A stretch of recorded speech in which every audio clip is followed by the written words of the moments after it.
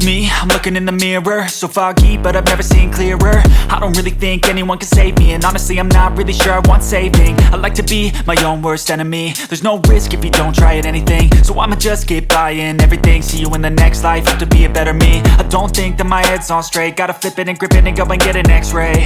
What's wrong with me? I just feel weight pushing on my chest and it squeezes till I suffocate. Better change my mindset, meditate. It's pretty cool that I'm alive and have better days. So, what's up guys? Welcome back sa aking channel. So, in this video, gagawa tayo ng weather UI, gamit ang SAS. Gagaroon tayo ng live coding. So, iisa-isayin natin yung steps on how to create this beautiful UI using SAS. Okay, so una natin patagalin pa. Let's go.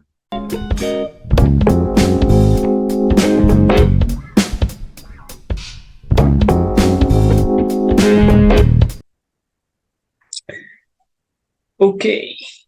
So, as you can see here guys, meron tayong UI, weather UI. So, we have weather na text, and then date today, Sunday 6 p.m. And then yung sun, no? This one could be sun or anything else in the future. So, then meron tayong pangalan ng city, which is Tokyo. And then the name of the country, which is Japan. So, in the right side, meron tayong degrees kung gaano kalamig or gaano kainit yung isang lugar. Meron tayong metrics for wind and humidity and precipitation. Okay, so ito yung gagawin natin for this video. Okay, so let's start.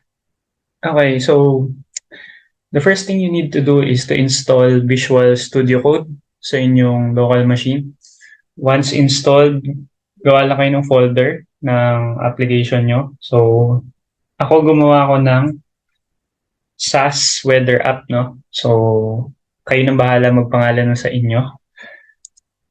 And then, I created index.html. So, Control-N lang, guys, kung gusto nyong mag-create. So, gumawa lang ako ng index.html. So, dito natin ilalagay lahat ng markup natin. Okay, so, as you can see here, wala pang laman. Wala pang kahit na ano. So, default lang to. So, gawa tayo niyan. And then, the next thing that we're going to do is to create a style.css. Take note, guys, this is CSS, not SAS, but CSS. Pero ito, wala tayong ilalagay na kahit na ano. Plain and empty CSS lang siya. Kasi si SAS ang mag-generate ng CSS for us. So later explain ko kung paano mangyayari yan. Okay, so next thing na gagawin natin para makapag-run tayo ng SAS sa local machine will be mag-i-install tayo ng extension. So, punta lang kayo dito sa may box. Yan. Or, pindutin nyo yung Ctrl-Shift-X. So, pag pinindot nyo yung Ctrl-Shift-X, yan, pupunta tayo ngayon dito sa extensions. Okay? So, sa extensions, dito nyo makikita yung mga na-install nyo, yung mga kailangan yung extensions for your development, no? So, currently, ang naka-install sa akin is C# and then Prettier and marami pang iba. So, ngayon, magda-download tayo ng dalawang extension. So, yung una will be SAS Live Compiler. So, basically, the purpose of Live SAS Compiler is to read and watch your SAS and convert it to CSS, no? So, minamap niya and then gumagawa siya, nag-generate siya ng CSS for you. So, later explain ko kung paano nagwo-work. So, itong Live SAS Compiler, yan, kiklik nyo lang yung Live SAS Compiler and then pipindutin nyo yung install. Pag napindot nyo yung install, yan, so lalabas to, uninstall button, no? So, pag na-install nyo na, yan, click nyo, lalabas tong uninstall saka enable workspace. So, i-click nyo din yung enable workspace just in case na hindi gumana. Another extension na gagamitin natin is yung live server. So, si live server, automatically niyang binabasa yung changes mo sa HTML and then pine-present niya yun sa UI nang hindi na nagre-reload, no? So, nang hindi ka na nagre-reload. So, by default kasi, magre-reload ka sa web browser para ma-refresh yung content mo or yung changes mo sa HTML. So, same thing. Click nyo lang yung install button and then lalabas yung uninstall. It means na-install nyo na sa local machine. Okay? So, now, babalik tayo sa folder explorer or sa codes natin. So, Control-Shift-E, no, para makabalik doon. Or i-click nyo lang tong folder. Yan yung, hindi wala folder, file icon, no? Or Control-Shift-E. Yan. So, okay. So, andito na tayo ulit sa ating file explorer. And then, kung mapapansin nyo, merong lumabas na go live, no? So, ito yung live server na in-install natin. And then, yung watch SAS, meron na rin. So, itong dalawa yung extension na recently natin in-install kanina. Okay? So, dapat lalabas to if successfully nyo na install yung dalawang extension. If not, then wala yan. Make sure na meron kayo nitong dalawang shortcut na to sa ilalim ng Visual Studio Code nyo. Kasi kung wala, hindi gagana yung SAS. So, basically, ayan, sa index.html, kailangan nating i-map yung ginawa nating CSS. So, kung makikita nyo, meron tayong style.css, no? So, i-map natin siya dito sa index para lumabas yung resulta ng CSS, no? Para ma-load siya dun sa page. Okay, so by doing that, link href styles.css relationship is equal to style sheet. So add nyo lang yung line na to and then save. Then for the SAS, yan, so gagawa tayo ng SAS, no? Styles.sas. So bali may tatlong files na tayo, index.html, styles.css, and then styles.sas. So basically si SAS, dito natin ilalagay yung mga styles natin, no? Hindi kay CSS. Kasi si CSS automatically na siyang mapopopulate. So ganito siya nag-work. So si styles.sas, dito natin gagawin yung mga style sheet, yung mga codes natin gamit ang SAS language. So this could be SAS or SCSS, pero in this demo, what I've used was SAS. Okay, so and then pag nakapag-create ka na ng styles, no, automatically automatic siyang mag-generate ng styles.css for you. So hindi mo na kailangan mag-copy paste ng mga code. Automatically siyang mag-generate ng SCSS ng CSS, sorry. And then it will generate codes for you, no, so you don't need to worry about styling your CSS. CSS, yes. So, si SAS na yung gagawa nun for you.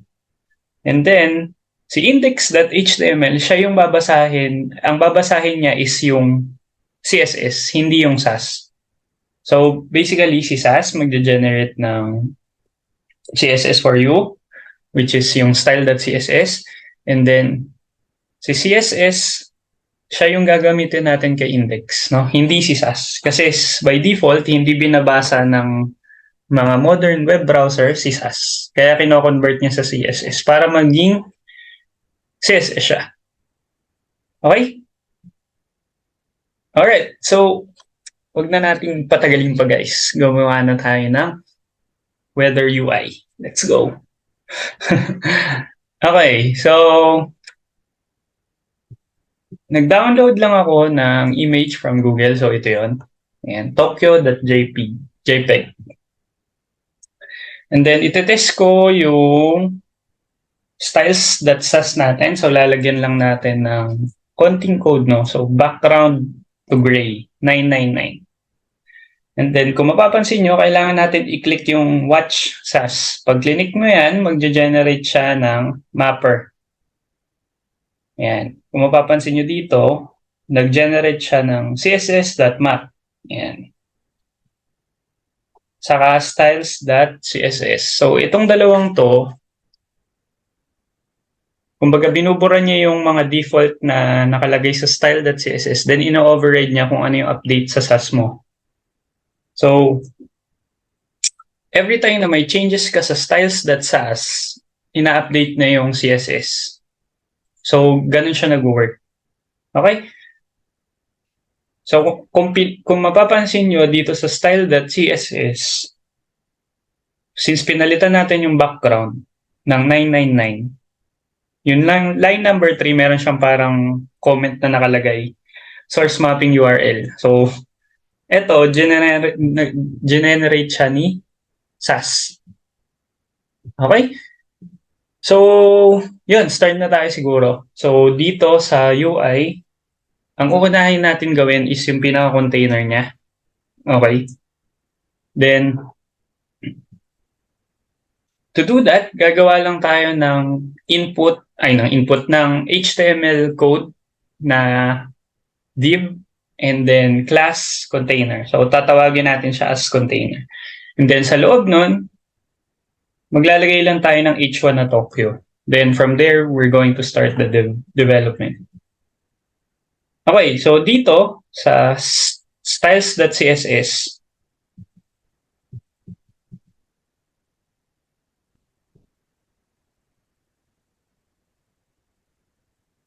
yan. So dito sa styles.css, ito yung generate natin, no, na code from SAS. So pakita ko kung paano natin generate. So kung mapapansin nyo, dito sa SAS, ang ginawa natin will be, nag-declare tayo ng height na 90 VH and then width na 90 VH, then background color to white, and then margin left to automatic. So, yung body din, pinalitan natin siya ng gray. Kung mapapansin nyo, ayan, ganito yung itsura niya nung sinave natin. Okay, so pag sinave natin tong styles.sas, yan, automatic siyang mag-generate ng CSS. No? So, hindi na natin titingnan pa yung CSS going forward kasi pares na yun ang laman. Kumbaga, kino-convert na ni SAS yung code ni CSS, ay ni SAS papunta sa CSS. And then, gumamit lang ako ng margin left automatic para mag-center siya. Okay? And then, gumamit ako ng border radius dun sa container para magkaroon tayo ng radius, no? Para naman may curve ng konti yung ating container. Kasi ito yung itsura niya. Okay, so next na gagawin natin sa container will be shadow. Maglalagay tayo ng shadow, guys. Yan. So, kung mapapansin nyo, kanina gray, kailangan natin i-change to a bit lighter para lumabas or mag-stand out yung shadow. So, pinalitan ko siya from gray to white. And then white yung pinaka-base na container. Okay, and then maglalagay tayo ng back shadow. Yan. So, RGBA 000, 0.35, 0 pixel, 5 pixel, and 15 pixel. So, pag nira natin yan, ganito yung magiging resulta. Okay? Yan. Ganyan yung magiging resulta. Okay, next thing na gagawin natin will be yung height ng container since masyado siyang malaki vertically, ngayon, papalitan natin yung height niya ng 40 VH.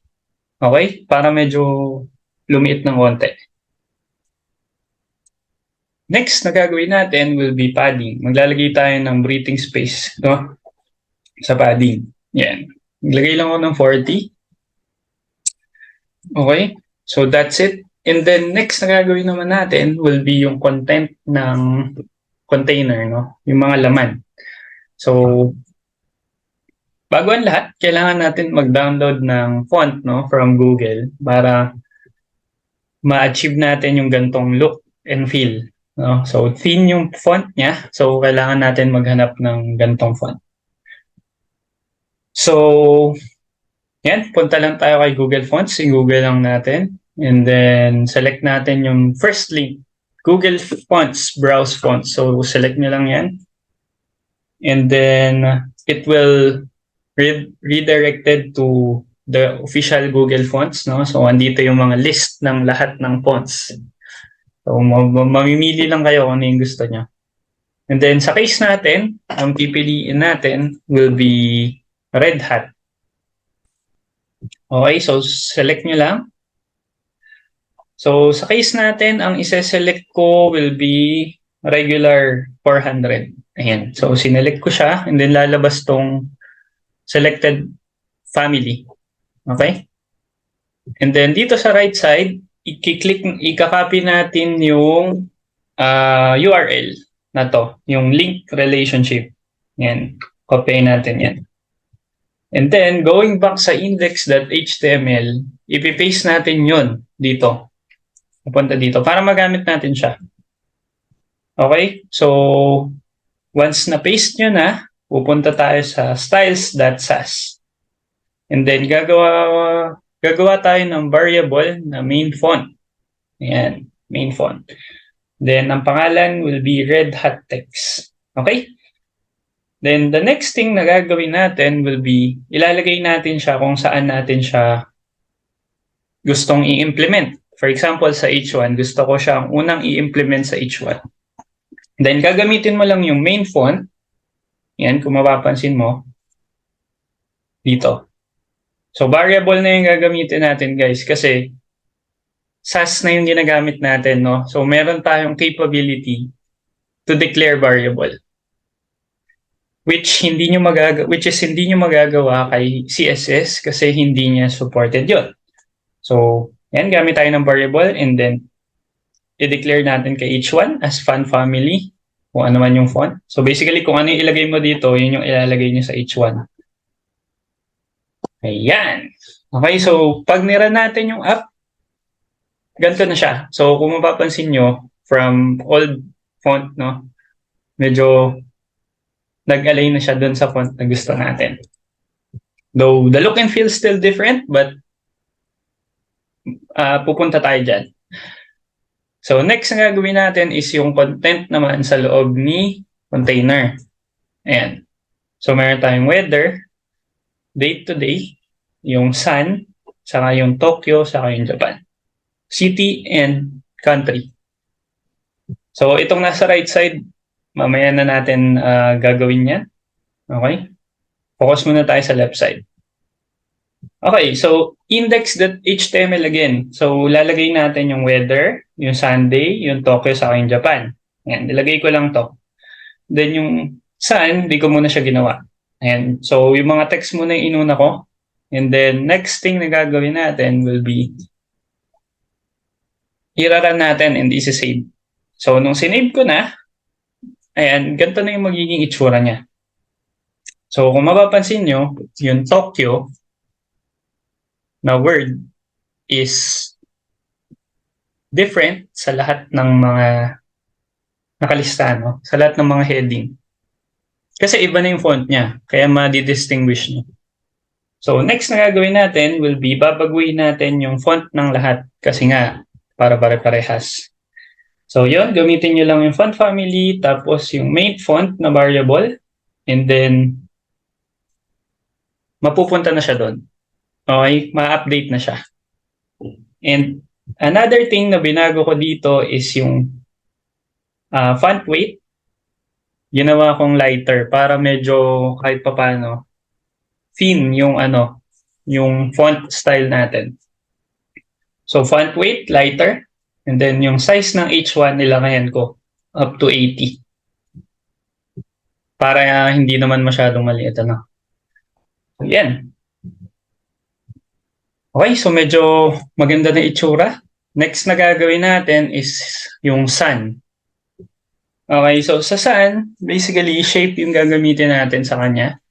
So, gagawa lang tayo ng div, class, tapos yung pangalan ng class natin, which is sun, tinawag natin siyang sun. And then, height will be 140 and width is equal to 140 din, no? So, pareha sila ng height sa width. And then, gumamit lang ako ng margin sa radius na 100% para maging bilog siya. And then yung background color, change ko din to yellow. So, pag niran natin, ito yung magiging itsura. Okay? And guys, medyo nagkakaroon na ng pangarap yung app natin. Okay, so next thing na gagawin natin is yung nasa right side. Okay? So, itong nasa right side, medyo challenging siya, pero kaya naman natin gawin to. So, to do this, what we need to do first will be to create a div, no? Which is right container. So, i-call lang natin siya as, pangalanan lang natin siya as right container. And then, lalagyan natin siya ng styles. So, for the width, 50 BH. And then, for the height, 40 BH. Background color is yellow.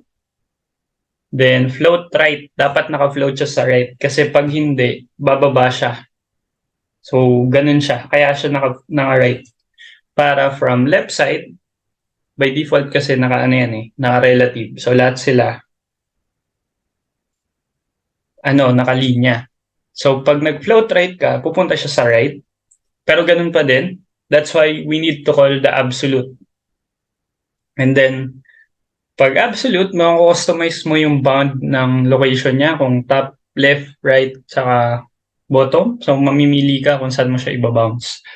And then, naglagay ako ng border radius ng 40 pixel para pare-pareha sila. Okay? So, naglagay ako ng content, no? So, sa right container. Yung 19 degrees, saka yung mga details natin. Humidity, yan. So, pag sinave natin, guys, ganito yung magiging resulta. So, yung 50 BH, sakto yan dyan. Then, naka-float right, absolute, yan, sinabi ko na. Then, kung mapapansin nyo, nag-bounce na siya, So, yun yung purpose ng right container. So, kopyahin nyo lang yung CSS, itong properties, para makopya nyo yung itsura ng ginagawa natin. Okay, so next thing na gagawin natin is maglalagay tayo ng degrees dito. Ayan. So, kinapi ko lang yan from Google. Hindi ko alam kung paano i-type. So, 19 degrees, kopyahin nyo lang somewhere. So, supported naman siya ng HTML. So, pag nilagay nyo, magre-reflect yan agad. And then, another thing na ginawa ko is naglagay ako ng margin dito sa space na to para kahit pa paano naka-align siya ng properly. Gumamit na lang ako ng inline kasi ito lang naman yung kailangan. So, margin top, 140 pixels. Okay. And then, in-update ko din yung right container natin kasi kung mapapansin nyo dito, masyado siyang mahaba. Yan, mahaba yung width. So, binawasan natin. From 50, ginawa nating 40. Okay? So, parang medyo mag-slim siya ng konti. So, ito yung before, ito yung after, yung may pula. So, yung may pula, kung mapapansin nyo, sobrang nipis niya na. Sakto lang yung size niya. Sa left side, medyo mahaba yung yellow box. Okay, so next na gagawin natin will be yung background image. Since kung mapapansin nyo, dito, wala pang background na nakalagay. Okay? So, yan. To do this, i-type nyo lang yung background image. Background image, no? Then, linear gradient. So, nilagyan ko siya ng maliit na gradient para mabasa yung text. So, linear gradient to bottom. Ayan. Then, color, RGBA. And then, start color and end color. So, magsa-start siya sa gray and then mag-end siya sa blue. And then, yung URL ng image nyo. So, for example, yung image natin is Tokyo. So, nilagay natin yan dyan. Ito yung kaninang dinownload ko, no? So, any image will do. So, lagay nyo lang. And then, color, change ko sa white. Previously, it's black, right? So, change ko sa white. And then, width, 40 BH as is. And then, kinoment ko yung yellow na na background, and float right. And so ito yung mga nandun kanina. Okay, so sinet na natin yan. And then yung text natin guys, yung H1, H2, H3, H4, H5, pinalitan natin ng white para mas makita. So ito yun. Ito yung code natin sa index.html. Okay, so huwag kayo malilito. Ganito lang kaliit yung code natin, no? So that's why hindi ko na pinakita yung Visual Studio kasi maliit lang naman siya. So ito yung index.html. And ito yung styles natin, no? So pwede nyo picturean para may kopya kayo. Yan, ito yung HTML. Ito yung CSS. SAS. Okay? Then pag na-render siya ni SAS, ito yung magiging CSS, no? So pwede din ito yung copy nyo, pero I prepare this one. Para pag may babaguhin tayo later on, papalitan na lang natin ng variable, no? Okay? So marami pang improvement dito, guys. Yan, marami pang improvement dito na possible na gawin. But for the meantime, ito muna. For sure, sa susunod na video, i-improve pa natin to make it more reusable and to use the other functionalities of SAS. Okay guys, so that's it. Ito yung ating final product. Ito yung pinaka output natin, no? So weather UI interface using SAS. Okay? Thank you so much guys for watching. So again, this is Sir JP and welcome to my YouTube channel. Thank you for watching. I hope you find this video interesting, and if you're interested to more videos about programming, coding, and front-end development, you can subscribe to me and share this video to your friends so we can help each other and we can help more people on web development and programming. Okay guys, so thank you so much for watching. So like, comment, subscribe, and support Filipino content creators. Thank you so much and have a good day. Wake up, today's gonna be a good day. Wake up, today's gonna be a good day. Wake up, today's gonna be a good day. Wake up, today's gonna be a good day.